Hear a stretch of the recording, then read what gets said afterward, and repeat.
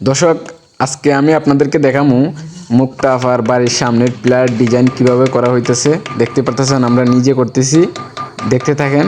এভাবে কিন্তু মানে এইগুলা কিন্তু কথা ছিল না, আমরা শুধুমাত্র কাজ কিন্তু এটা ডিজাইনের কারণে মানে আমাদের ব্যক্তিগত থেকে আর কি আপনাদেরকে বলছি যে ডিজাইনটা আমরা করে দিই, তারপরে ওনারা বলছে যে সমস্যা নাই করেন।